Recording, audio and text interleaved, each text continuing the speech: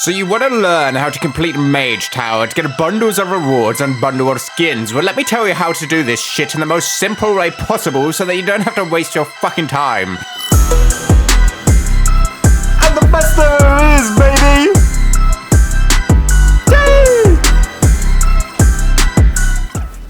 Well, the last one hit well and seemed to help a bunch of you figure out what this shit is. So this time we're doing it again, but this time it's the Vengeance Demon Hunter.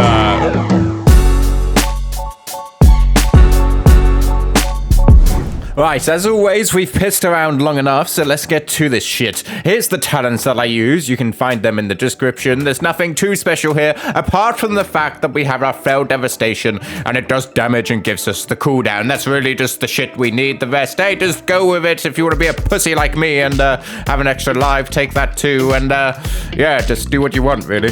So we're going to break this down by what bitch does what, and then we'll figure it out, and I'll show you at the end how this all comes together. But really understanding the abilities is one of the main points. So first, Inquisitive Varus, and what does he do? Well, this is the main guy that you're going to have to be slapping down. You may also be like, hey, Mr. Damlo, why didn't you show us all the times you died this time? That's because I did this shit first time. I'm the best there ever is, baby. Almost lost my cool. Anyway, back to it. Inquisitive Varus, one of the main things about this motherfucker is that he has this purple zone around him, and when you're in that purple zone, you get a stacking debuff that reduces your max life. The only thing you need to know is don't go past 7 debuffs. That's it. If you don't go past 7, you should be good for the fight. Oh, and that debuff falls off fairly shortly after you come out of it. Maybe 5 seconds, some shit, I don't know. You also have to deal with just the fact that he spams Minder End the other time, which is just a straight cast onto you. It does a bit of damage, but as long as your debuff is in a high stack, you should be fine. You can interrupt this if you want to. Honestly, it should be fine to tank most of them, but if you feel like you're a little bit spicy, then, you know, interrupt that shit. The only other thing you have to deal with this motherfucker is the fact that it casts Drain Life, and how it won't actually kill you, it will give you severe depression. So what I recommend doing is interrupt it if you can. Now, a good tactic here is to actually use Imprison on the motherfucker, purely because you may be stood outside of his range, and saving it for interrupting that can always help. You can always use your stun as well if you feel like it, or your Sigil of Silence to deal with it. Any of them works, just interrupt it, otherwise, yeah, depression. Now, you may be thinking, God damn, that can't be it. There's got to be more to it. And, well, you're right. There is more to it. On to the next one. Where is that bitch? Come on. Come on, boy. Come on. Ah, here he is, the Tormenting Eye, one of your best friends. Well, this motherfucker does an inquisitive stare.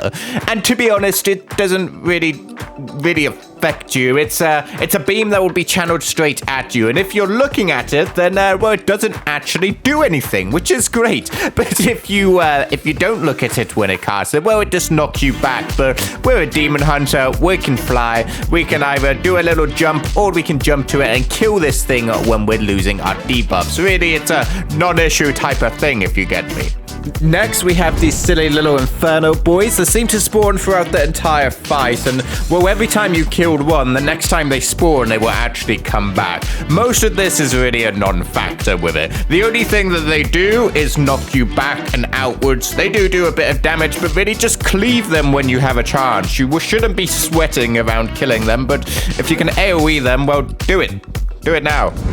The only other thing you have to deal with is these little Never Horrors, little fucking bitches things. They spawn 4 at a time occasionally throughout the thing, and if you hit the boss, you'll simply get aggro with them. Otherwise, they will spawn to the NPC you have to protect. Once they come in, simply Fell Dev them, and that should be enough to take them down relatively quickly. Always use Spirit Bomb as well when you're wanting to AoE. They shouldn't be much of a problem, but hey, if you have the high stacks of the debuff and you didn't listen to me at the start, then they might kill you. You can silence them too if you want to. You can use defensives when they come out, but yeah, you'll deal with them fine. I trust you. I have faith in you.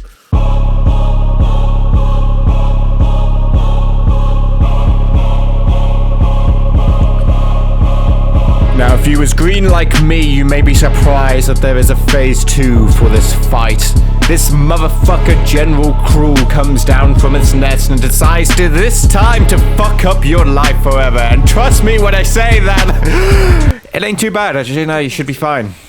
Now, it does get messy during this phase, but don't panic, just keep focused and you'll be fine. 1, you're gonna have to deal with the Infernals throughout this phase, but they leave green goop. And 2, you also have to deal with the Nether Horrors here too. You also have to deal with these little purple lines pushing you across on the screen. Just don't panic with it, but like I said, it gets messy. You can double jump over it, you can dash through with your Infernal Strike shit. The main thing you need to worry about from this big boy is the Annihilate in here. This is just a big tank buster on you, and every time you get hit by it, increases by 110% fucking damage. Shit, fuck me.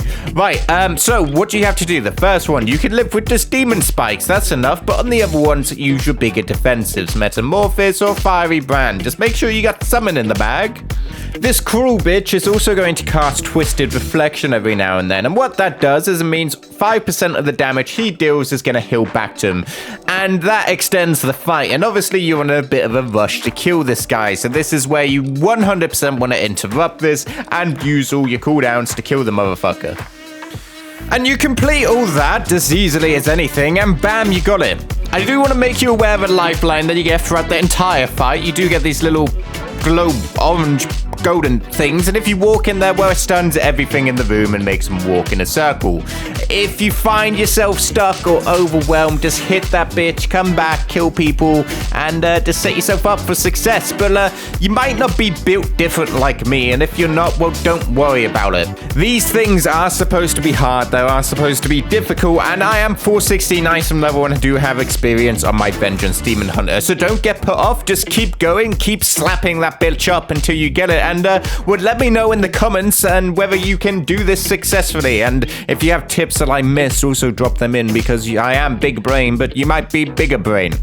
Well, you know, like, subscribe, comment, that sort of shit to get me big one day, and well, I'm gonna use the rest of this video time just to play the video of the kill so you can watch it back and kind of learn from it, hopefully, and maybe pick out the things that I did, but practice, practice, practice, motherfuckers, pace!